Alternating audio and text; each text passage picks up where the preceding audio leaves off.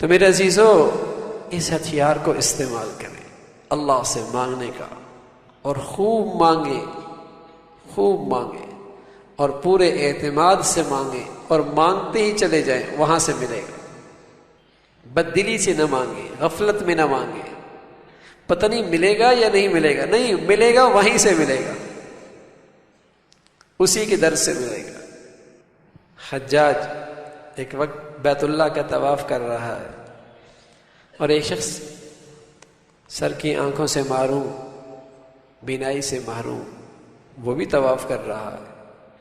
تو حجاج کے کانوں میں آواز پڑی کہ وہ اللہ سے بینائی مانگ رہا ہے، لیکن جس انداز میں مانگ رہا ہے تو حجاج دل میں سمجھ گیا کہ اسے کچھ نہیں ملنا۔ حجاج نے کہا، دیکھ میرے طواف ختم ہونے سے پہلے اگر تجھے بینائی نہ ملی تو سر قلم کر دوں گا۔ اور حجاج تھا بھی ایسا، جو کہتا وہ کر بھی دیا کرتا تھا۔ یہ مانگ تو بینائی رہا تھا، اب تو جان کے لالے پڑ گئے۔ اب جو اس نے مانگا اور خوب مانگا، خوب مانگا، اور طواف مکمل ہوا تو اس شخص کی بینائی بھی واپس آ گئی۔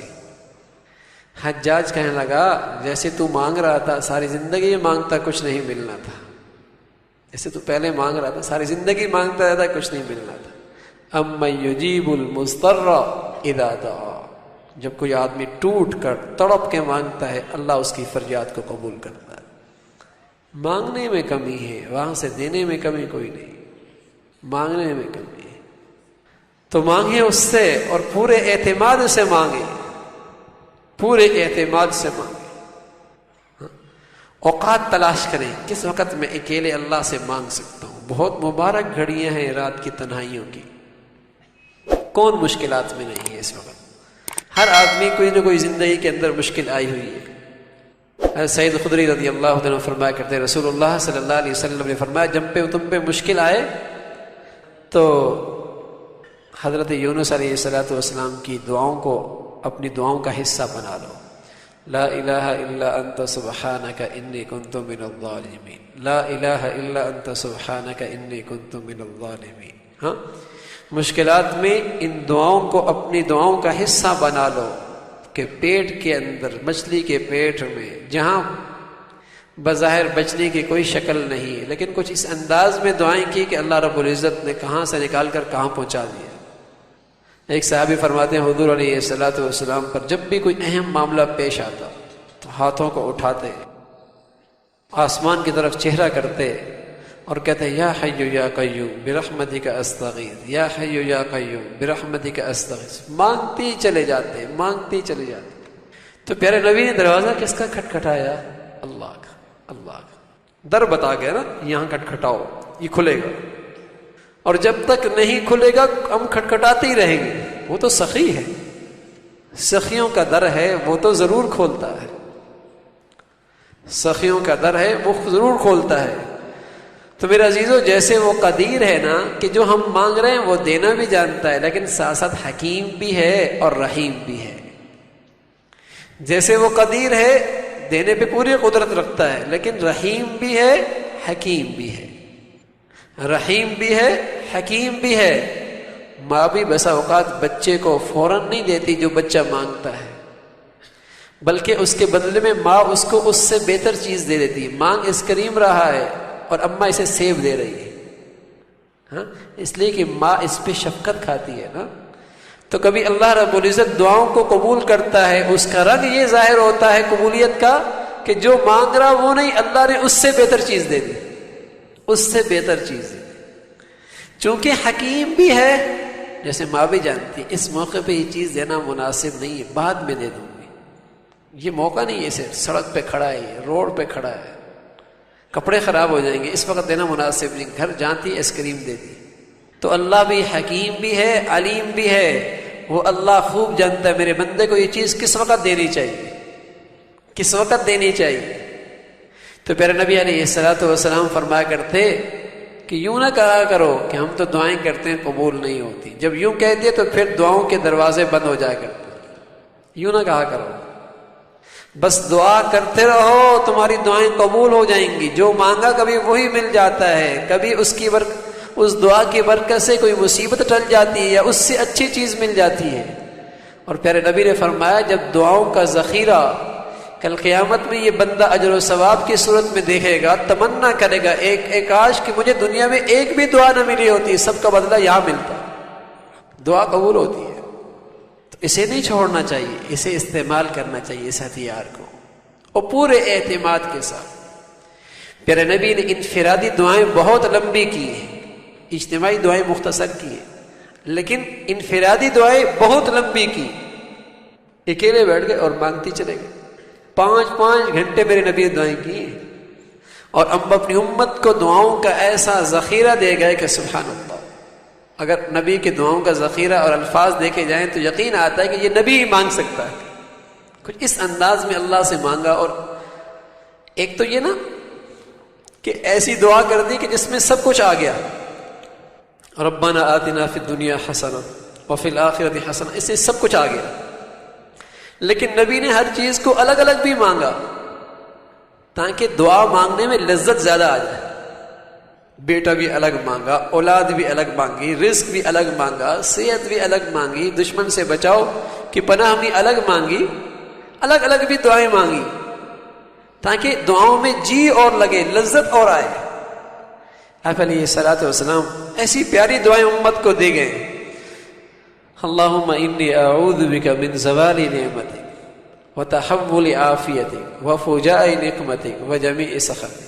جی چاہتا ہے ہر آدمی کو یہ دعا یاد ہو اور ہر وقت یہ دعا مانگنے کی ہے، اللہم انی اعوذ بک من زوال نعمتک، اللہ تیری پناہ میں آتے ہیں کہ عطا کردہ نعمتوں میں سے کوئی نعمت زائل ہو جائے، اور جو تُو نے عافیت دے رکھی ہے اس عافیت سے میں محروم ہو جاؤں، اور کوئی اچانک مصیبت آ جائے اس کی پناہ، اور تیری ہر قسم کی ناراضگی سے پناہ۔ کتنی جامع دعا ہے۔ پھر آپ علیہ الصلوۃ والسلام کہہ رہے ہیں اللہم اجعل خیر عمری آخرہ وخیر عملی خواتمہ وخیر ایامی یوم القاک فیک، اللہ میری زندگی کا آخری پہرا اچھا کر دے۔ کتنی مرتبہ آدمی صرف اس وجہ سے پریشان ہوتا ہے کل کیا ہوگا، پتہ نہیں اولاد ساتھ دے گی نہیں دے گی، کہیں ایسا نہ ہو کہ بھیکاری بن جاؤں، مصیبت میں آ جاؤں، محتاج بن جاؤں، کہیں نہ ایسا نہ ہو کہ محتاجگی کی زندگی گزارنا پڑے۔ کتنے یہ خیالات آدمی کو پریشان کرتے ہیں۔ تو میرا نبی کیا کہہ رہے ہیں، اللہم اجعل خیر عمری آخرہ، اللہ میری زندگی کا آخری پہرا اچھا کر دے، وخیر عملی خواتمہ، اور میرے خاتمے کا عمل سب سے اچھا کر دے، وخیر ایام یوم القاک فیک، اور میرے دنوں میں وہ دن سب سے اچھا کر دے جس دن تیرے سے میری ملاقات ہو، جس دن میں آپ سے ملاقات کروں وہ دن سب سے اچھا کر دے۔ زندگی کا آخری پہرا، زندگی کا آخری عمل، زندگی کا آخری دن سب سے اچھا کر دے، اور کیا چاہیے۔ تو پیارا نبی ایسے پیارے کلمات سے امت کو دعا کا سلیقہ سکھا گئے کہ سبحان اللہ، ہر چیز اللہ کے نبی نے بتلائی کہ اللہ سے مانگنے کی عادت بناؤ۔ دعاؤں کی سستی کا ایک علاج یہی ہے کہ ہر چیز چھوٹی یا بڑی، ہم اللہ کے نزدیک تو سبھی چھوٹی ہے نا، ہاں اس سے روپیہ مانگے کروڑ مانگے اس کے نزدیک تو برابر ہے، اس کے خزانوں میں کیا کمی ہے۔ تو چھوٹی بڑی میرے اور آپ کی نسبت سے، اس لیے ہر چیز اللہ سے مانگ کریں، ہر چیز اللہ سے مانگنے کی عادت بنائیں۔ عادت بہت مشکل ملے گا اس کے دربار سے، سچ کہہ رہا ہوں، جیسے اللہ رب العزت اپنا درد دکھا دینا، وہ مخلوق کی محتاجگی سے بچ جاتا ہے، بڑا بے نیاز ہو جاتا ہے مخلوق کی محتاجگی سے، بلکہ وہ اندر کا بادشاہ بن جاتا ہے، اس لیے کہ اس کا تعلق خزانے والوں سے ہو گیا، اس کی دوستی اس سے ہو گئی۔ اس لیے اللہ سے مانگنے کی عادت بنائیں اور خوب مانگیں اللہ سے۔ تو دعا جب کریں تو مضمون ٹھیک ہو، مضمون ٹھیک ہو، اور پورے اعتماد سے مانگیں، اور دعا کے درمیان کوئی رکاوٹ نہ ہو قبولیت میں۔ اور رکاوٹ ایک تو یہ بنتی ہے کہ آدمی کا کھانا پینا حلال نہیں ہوتا، ہاں یہ رکاوٹ بن جاتی ہے۔ مضمون بھی ٹھیک، بڑی توجہ سے بھی مانگ رہا ہے، لیکن لقمہ جو ٹھیک نہیں ہے، لقمہ جو ٹھیک نہیں ہے، یا اس نے اپنے ماں باپ کو ناراض کیا ہوتا ہے، یا قطع تعلق کیا ہوتا ہے، پھر بھی دعائیں اوپر نہیں جاتی۔ اس لیے میرے عزیزو، جب بھی اللہ سے کچھ لینا ہو تو توبہ اور استغفار کر کے اس کی دوستوں کے صف میں آ جاؤ، پھر اللہ وہ دے گا جو تم مانگو گے، پھر دعائیں جائیں گی اوپر۔ اگر کوئی دشمن کے صف میں کھڑا ہو اور مانگے دوستوں کے تو مشکل ہو جائے گی. تو وہ گناہ جو اللہ کے دشمن کیا کرتے ہیں نا، وہ گناہ جو اللہ کے دشمن کیا، اس لیے کہ ہر گناہ کسی اللہ کے دشمن کی میراث ہے. ہر گناہ کسی اللہ کے دشمن کی میراث ہے. تو وہ میراث میرے پاس نہیں ہونی چاہیے، بلکہ اس سے توبہ اور استغفار کر کے اللہ کے دشمنوں کے صف سے ہٹ کے اللہ کے دوستوں کے صف میں آئیں اور پھر فریاد کریں اللہ سے، پھر فریاد کریں اللہ سے، تاکہ رکاوٹ نہ رہے. تو اس سے اللہ رب العزت پھر نوازا کرتے ہیں. دیکھو نا آج وظیفوں کا بہت دستور ہے، وظیفہ وظیفہ وظیفہ. ہاں تو دعا سے بڑھ کر کوئی وظیفہ نہیں ہے. لیکن بدقسمتی کیا ہے، وظیفہ کی طرف طلب اس لیے زیادہ ہے اور وظیفے کی کتابیں زیادہ اس لیے زیادہ بکتی ہیں کہ وظیفوں کا شوق اس لیے ہوتا ہے کہ یہ وظیفے زندگی بدلنے کے لیے نہیں کہتے، خواہشات کی زندگی میں رکاوٹ نہیں بنتے، گناہوں کی زندگی میں رکاوٹ بھی نہیں بنتے. یہ سمجھتے ہیں وظیفے بھی چلتے رہیں گے، جیسے پسند کی زندگی ویسے بھی چلتی رہے گی. اس لیے وظیفوں کو لوگ رغبت بہت ہوتی ہے. وظیفے اب یہ کھڑے ہو کے وظیفے کر لے کہ 300 مرتبہ، لیکن فجر کی نماز نہیں پڑھیں گے. ہاں یہ 2 بکرے دے دے گا، کالے بکرے دینا قبرستان میں، یہ دے دے گا، لیکن مجال ہے کہ اپنے سر کے بالوں کو دوپٹے سے چھپا لے، یہ نہیں ہوگا. ہاں یہ شیر کے دانتوں میں تعویذ کرنے کے لیے پیسہ دے دے گی، ہوگا نا تعویذ ہوگا، لیکن شیر کے دانتوں میں وہ لے کے آنا پڑے گا. وہ بیچاری کہتی ہے شیر کے دانت کون لے کے آئے، کتنے پیسے لگیں گے، اتنے پیسے لگیں گے، اچھا چل میں ہی لے آؤں گا. تو پیسے بٹورنے کا یہ بھی انداز ہے. شیر کے دانت ہو اور اسے کہیں کہ ہاتھی کا دانت ہو اور بال اس کی ہوں، ہاں پھر آپ کے تعویذ بنے گا، پھر آپ کا تعویذ بنے گا. انا للہ و انا الیہ راجعون. ہاں میرے عزیزو، جب اللہ کا در چھوڑیں گے نا تو پھر یہ فراڈی ایمان بھی لے جائیں گے، مال بھی لے جائیں گے، پھر ان کی دکانیں چمک جائیں گی، ان کا روزگار خوب چلے گا، ان کا روزگار خوب چلے گا. اور ایک اللہ کا رسول کہہ رہا، خود اللہ کہ آؤ میری طرف. بس اوقات خیال کہتا میں تو بہت گناہ گار ہوں. ہم میرے عزیزو، اللہ کو یہی ادا بڑی پسند ہے. اللہ سے یہ کہہ دیں اللہ میں بہت گناہ گار ہوں، تو معاف فرما دے اور میری حاجتیں پوری کر دے. یہ تو کر سکتے ہیں. ایسا گناہ گار نہیں ہے، بڑے بڑے تہجد گزاروں سے آگے نکل جاتا ہے، جسے اپنے گناہ کا احساس ہو اور ندامت ہو، وہ بہت آگے نکل جاتا ہے. بلکہ اللہ نے اس سے پیارا انداز میں فرمایا قل یا عبادی الذین اسرفوا علی انفسہم، اے میرے بندو. اور یہ نہیں فرمایا کہ میرے بندے وہ جو تہجد گزار ہیں، روزے دار ہیں اور بہت زیادہ صدقہ کرنے والے ہیں. فرمایا قل یا عبادی الذین اسرفوا علی انفسہم، وہ بھی میرے بندے ہیں جن سے اپنی ذات پر کوئی زیادتی ہو گئی، جو گناہ کر بیٹھے، وہ بھی میرے بندے ہیں. کیا کہا؟ لا تقنطوا من رحمت اللہ، تمہیں بھی میری رحمت سے مایوس ہونے کی ضرورت نہیں ہے. ٹھیک ہے گناہ ہو گیا، غلطی ہو گئی، ہو تو میرے بندے، آؤ تو صحیح ندامت کے آنسو لے کر معافی تو مانگو. مایوسی کی بات کوئی نہیں، میرا در تمہارے لیے بھی کھلا ہے. لا تقنطوا من رحمت اللہ، یعنی کیسے سہارا دے رہا اللہ، کیسا سہارا دے رہا. تو میرے عزیزو، ایک ہی در ہے، ایک ہی در ہے جہاں سے ملتا ہے، باقی خواری ہی خواری ہے.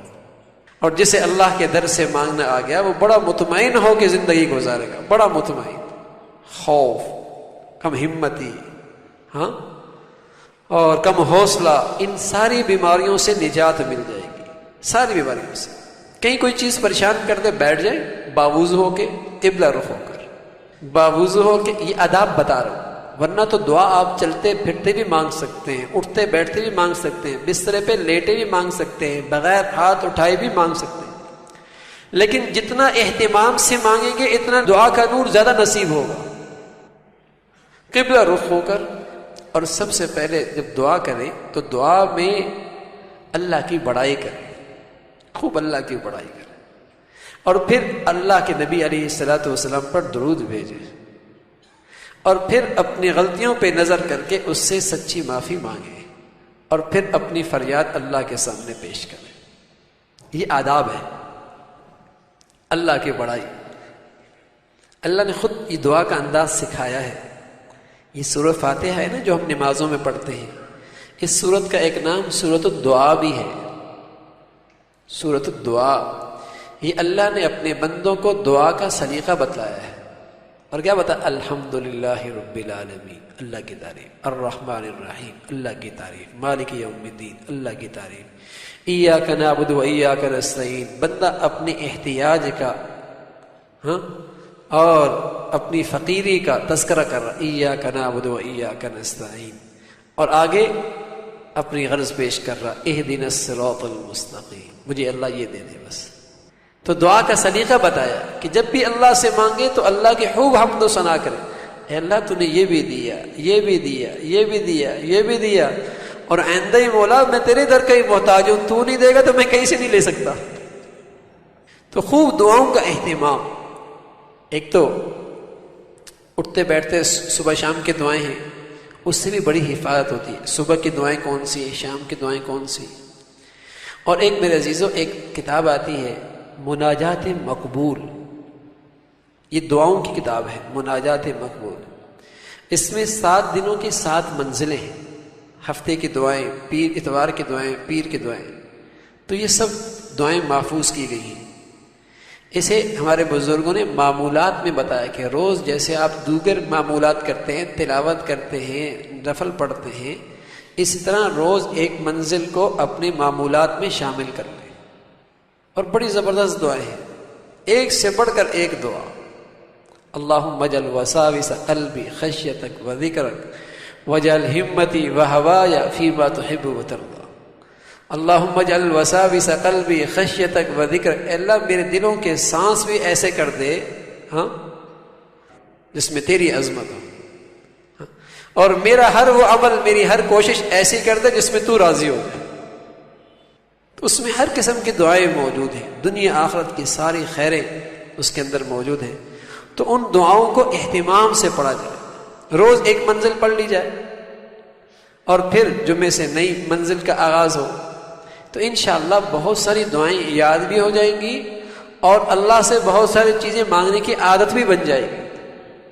اس کتاب کو لے، مناجات مقبول کے نام سے، مسنون دعائیں بھی اس میں ہیں، قرآن حدیث سے ثابت دعائیں بھی ہیں، اسے لے لیا جائے اور روز اس کو اہتمام سے پڑھ لیا جائے۔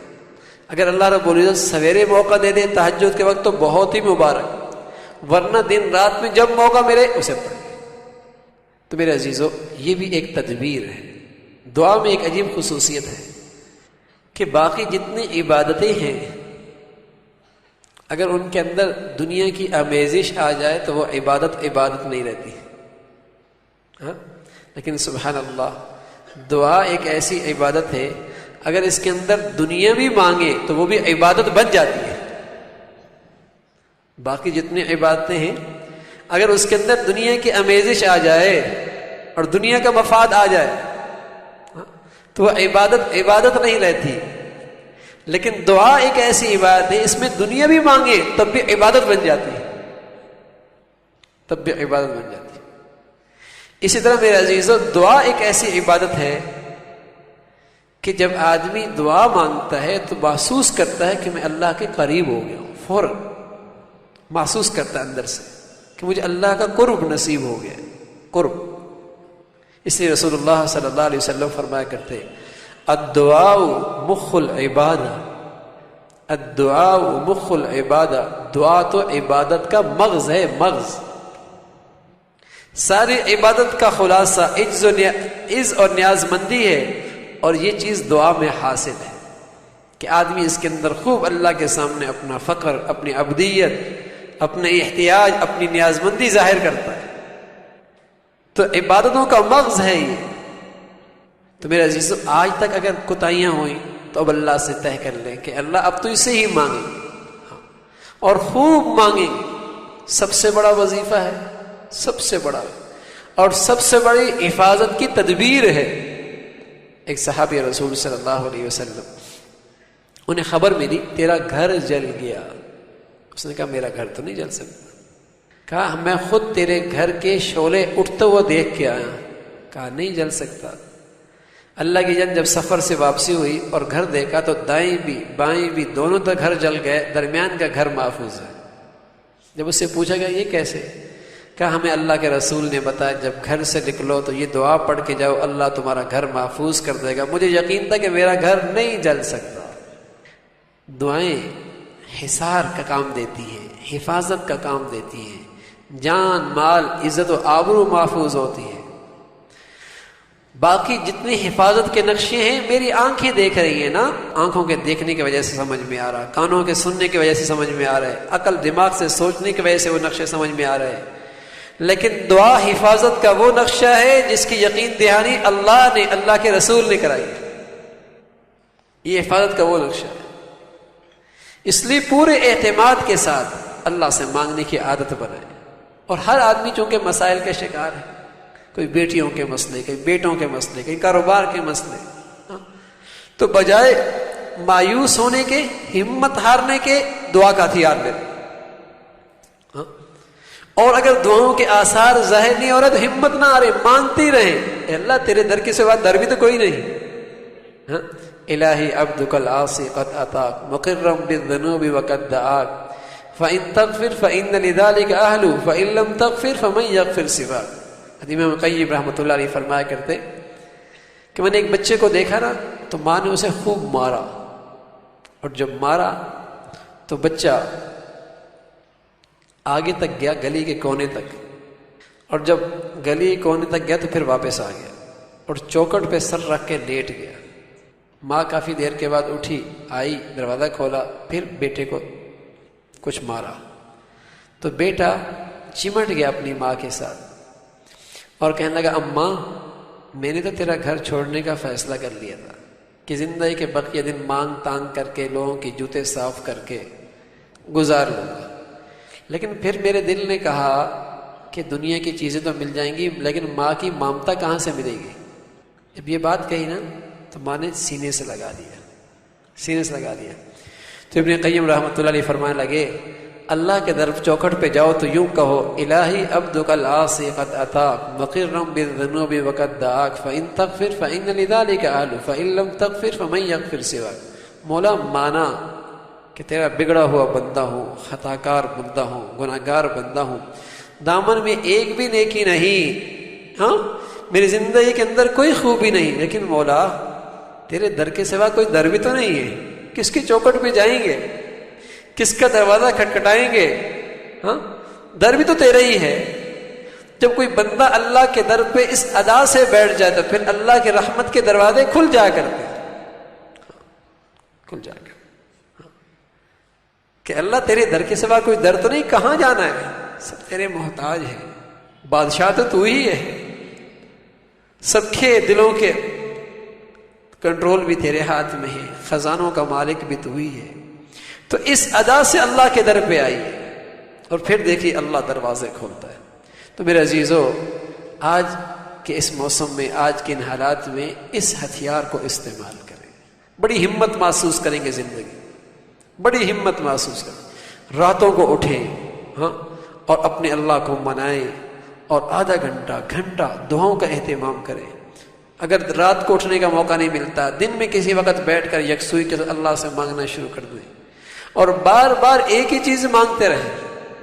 ہاں بس اوقات کیا مانگیں تو ایک ہی چیز بار بار مانگتے رہیں, اور اللہ سے یہی بھی کہہ سکتے ہیں اللہ ہمیں تو مانگنا بھی نہیں آتا. یہ تو ایسا یعنی اصل تو بول نہیں ہے نا اللہ کے, اصل تو دل کی کیفیت ہے.